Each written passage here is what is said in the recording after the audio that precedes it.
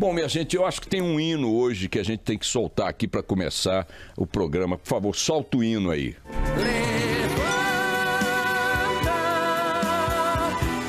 Me serve um café. Que o mundo acabou. Eu adoro tocar esse hino do Dusek, porque se o mundo tivesse acabado todas as vezes que disseram que o mundo ia acabar aqui no Brasil nos últimos 2 anos, eu vou te contar, não sobrava mundo sobre mundo sobre mundo. É incrível, né? O anticlímax total, né?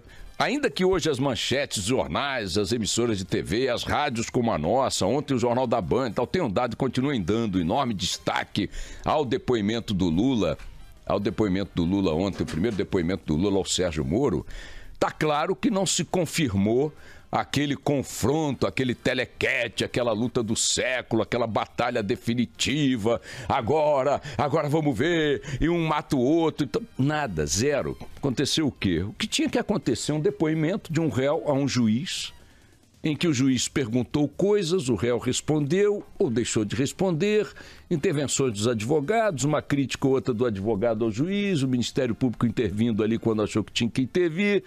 O réu negou rigorosamente tudo.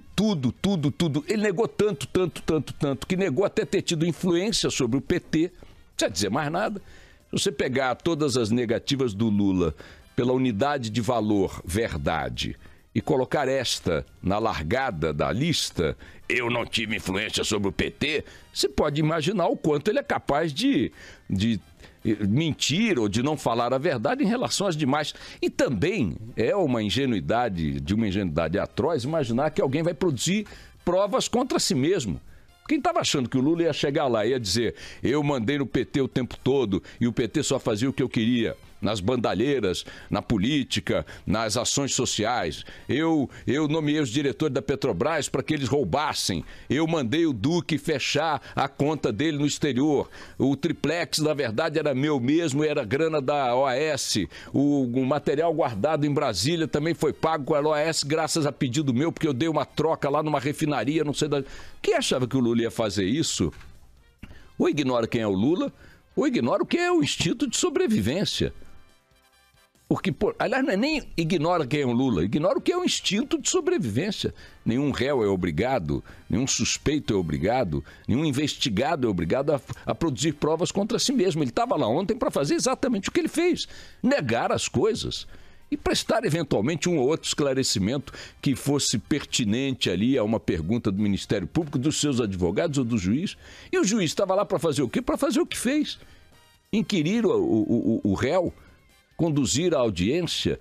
Houve algum confronto, um momento ou outro, um questionamento aqui. O Lula, foi concedido ao Lula a possibilidade de se expressar, até saindo da resposta objetiva. Em alguns momentos o Sérgio Moro disse, não, eu gostaria de repetir a pergunta para que o senhor respondesse a pergunta, isso foi feito.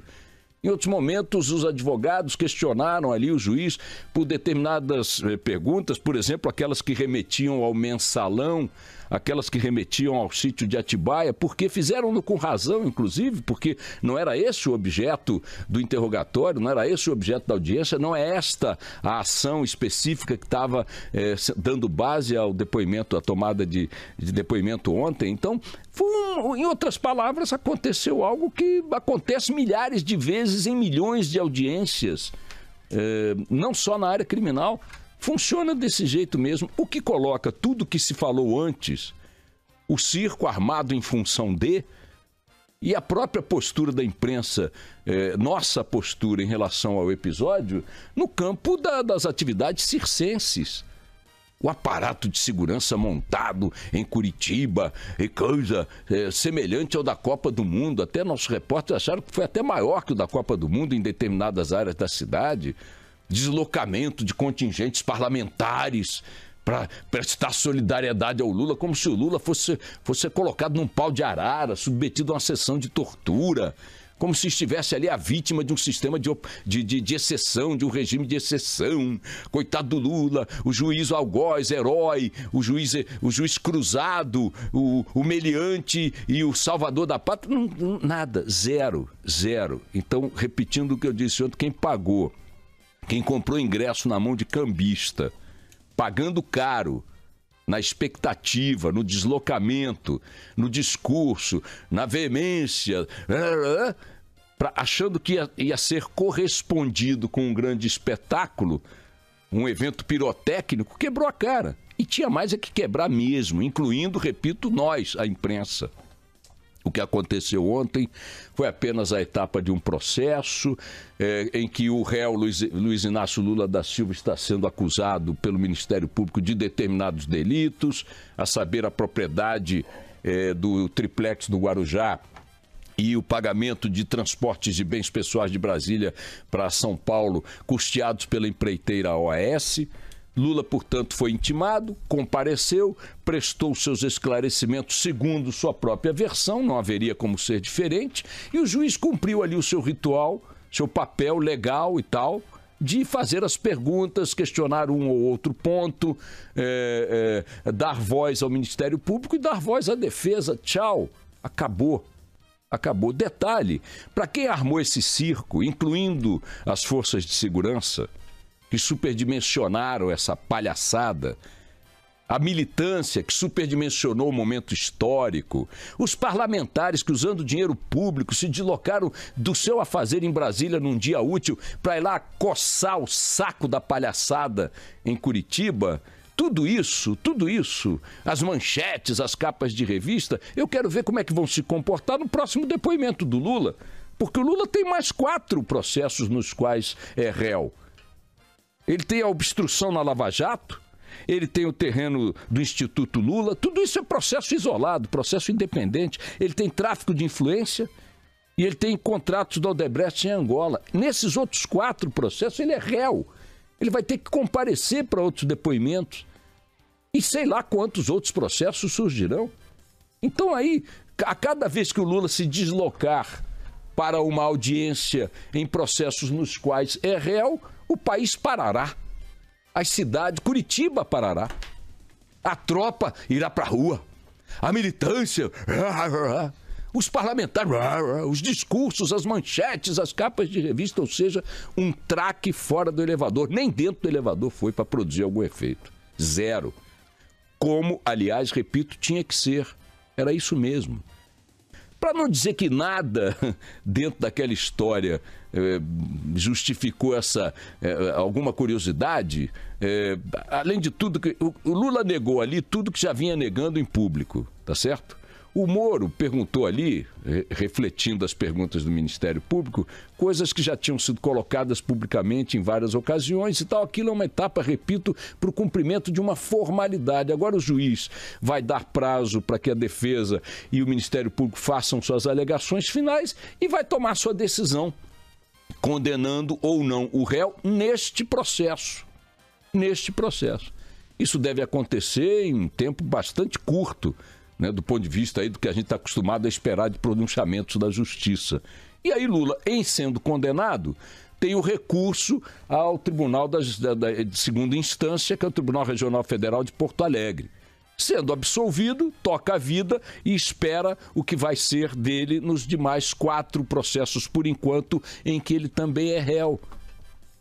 Olha, minha gente, ao concentrar tanta energia em algo que não se justifica, ou que não justifica tanta energia, a gente perde de foco alguns detalhes e alguns fatos que estão em curso.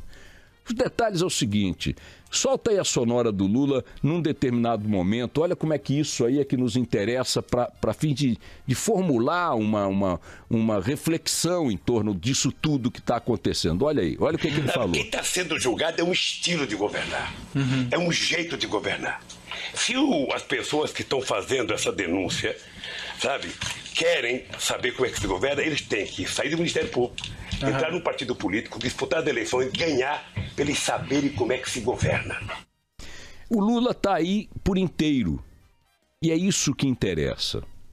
Na cabeça do Lula, e o Lula apenas é a expressão da classe política brasileira quando diz isso, saber como se governa, uma vez qualquer um de nós querendo saber como se governa, tem que deixar de fazer o que a gente está fazendo, entrar na política, se candidatar, se eleger, para descobrir, afinal de contas, que arte é essa, como ela é exercida.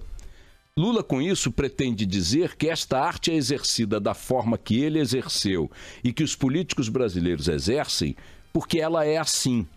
E aí está a essência moral ou imoral da política brasileira. Os políticos brasileiros são exatamente isso que o Lula disse. Fazer política e governar é isso que eu fiz. É isso que nós fazemos. Quando você olha o mar de lama que está em torno da política, com evidências de corrupção gigantescas, que vêm de séculos, que vêm de décadas, e que tornaram-se visíveis em função da Lava Jato na dimensão em que sabemos hoje, mas que não são absolutamente inéditas como prática na vida política brasileira, você percebe o seguinte, que esses caras fazem parte de uma categoria humana distinta da dos cidadãos. Na cabeça deles, a hierarquia moral é essa aí, governar é isso.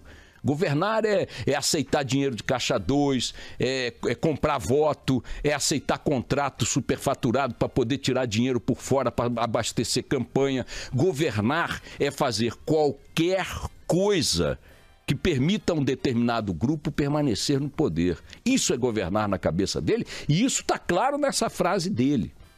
Para saber caso alguém queira saber como é governar, não precisa entrar na política e se tornar um corrupto, um ladrão, um safado, como são os políticos brasileiros, os governantes brasileiros, em sua ampla maioria. Não precisa aceitar, endossar, embarcar num código que abre mão de valores morais básicos que nós aprendemos em casa. Que abre mão de constrangimentos diante do espelho, de questionamentos com a cabeça no travesseiro. Não, porque se governa no mundo em vários lugares sem ser dessa maneira. Quer saber como se governa? Liga para a Holanda, liga para a Bélgica, liga para a Noruega, liga para a Inglaterra. Tem um acidente ou outro? Tem, mas governar não é isso que eles fazem. Essa é a cabeça deles. Isso é que nos interessa refletir. Esperar que ele dissesse que era o dono do triplex, que ele mandou o Duque fechar as contas, que ele é culpado de tudo que lhe é atribuído, é ingenuidade diante do evento de ontem. Agora, pegar o evento de ontem para perceber no seu discurso a confissão que ele próprio faz, está feita aí, vocês acabaram de ouvir, de que governar é isso que eles fazem, isso é que nos interessa, para formar juízo coletivo, juízo moral, juízo social. Os governantes e os políticos brasileiros estão enquadrados nessa frase que ele falou aí, nesse raciocínio que ele desenvolveu.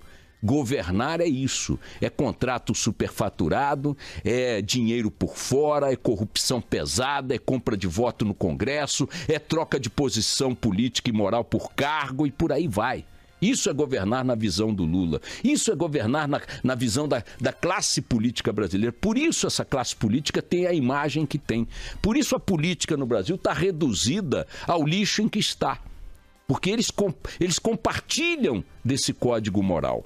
Isso é que interessa para a gente memorizar de todo esse espetáculo de ontem, desse anticlímax de ontem. O que interessa é essa frase aí. Ela é que perspassa tudo que a gente está discutindo para indicar uma análise e um julgamento coletivos, né? Hoje tem coisa importante acontecendo no Supremo. O Supremo vai decidir sobre condução coercitiva, um dos instrumentos que a Lava Jato tem usado e que considera fundamental para poder dar andamento às suas investigações, o Ministério Público e tudo mais. Então o Supremo pode entender que as conduções coercitivas não podem mais ser usadas pelo Ministério Público e pela Lava Jato da forma como vem sendo usadas até aqui. Isso aí é um julgamento que a gente tem que prestar muita atenção. E outra possibilidade é da senhora Adriana Anselmo voltar para a cadeia porque essa ladravaz aí usou, vocês imaginem, já presa, já de bate-pau, já investigada, com o marido preso, com contas bloqueadas. Ela armou um esquema com o gerente do banco, tem que saber qual é o gerente do banco, qual é o banco, que não veio a público ainda o nome desse eventual cúmplice, e tirou R$1.400.000 de fundos que estavam bloqueados, pelo menos esse é o entendimento da justiça. Tirou R$1.400.000 de fundos bloqueados, R$1.200.000, perdão, de fundos bloqueados, para usar nas suas contas pessoais, já em cana, já sendo acusado e tal, depois do bloqueio. Isso é que mostra a ousadia dessa gente. E agora pode ser que ela volte para a cadeia por conta desse ato de desobediência aí. São os dois fatos que o calendário vai colocar nas manchetes nos próximos dias. Tomara que do lado certo. Vamos nessa, minha gente. Só para completar, a justificativa da Adriana Anselmo, pagar as contas da casa. 1.400.000. O que aconteceu? Deixou a geladeira aberta o mês inteiro? A conta veio caríssima. Esqueceu o ferro ligado, Adriana? E aí? Que se pronuncia a justiça agora sobre esse absurdo. Mais um absurdo.